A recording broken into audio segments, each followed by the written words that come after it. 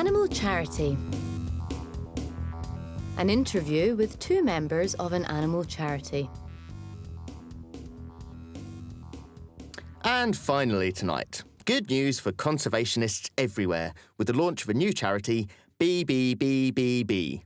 Bring the British Bandicoot back from the brink. Their aim is to stop the total extinction of the little-known British Bandicoot. The British Bandicoot, Moira? Thanks, John. Well, I'm joined tonight by Camilla Pongleton-Jones, founder and chairperson of Bring the British Bandicoot Back from the Brink. So, Mrs. Pongleton-Jones, why the bandicoot?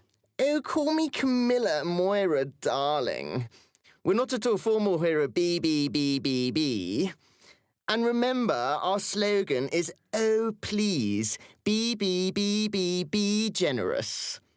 And people have been giving us lots of money.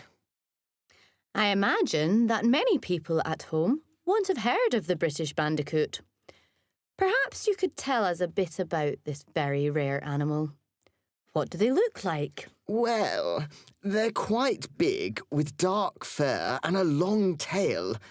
Or is it small? I never remember. Oh, yes, they're quite small, with light fur and a short tail. I'm sorry. Are they big or small? Well, they're small when they're young, and then they get a bit bigger as they get older, and their fur changes colour in the winter. It's darker in summer. And the tail? The male has a tail. And people can send donations to... And what about diet?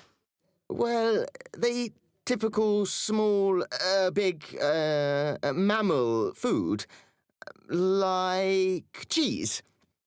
Cheese? How do they find cheese in the wild? With difficulty. This is why they are nearly extinct. Well, there's not much cheese left in the wild. This is a big problem if you're a bandicoot. I mean, they can't just go to the supermarkets like you and I and... As I said, people can send donations to... And is the bandicoot's habitat under threat? Absolutely.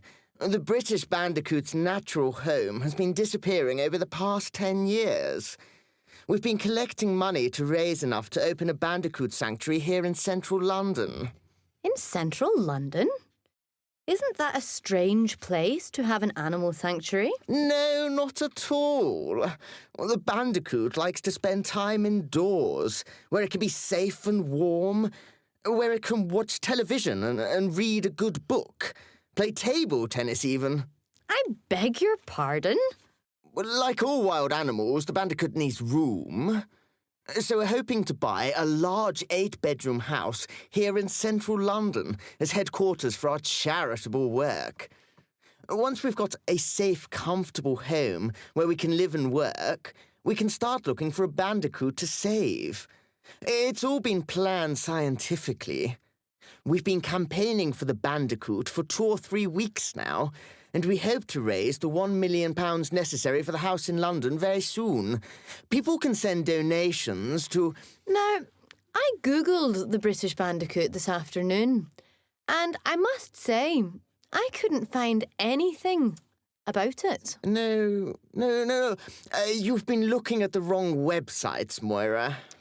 So, do you have a picture of the animal? Well, we've been trying to find one for a couple of weeks now, but none exist. Photographs, not bandicoots, I mean. They're terribly shy animals. No one knows where to find one. So, how are you going to find any to save, Mrs. Pongleton-Jones? Well, that's step 2 of our programme, Moira.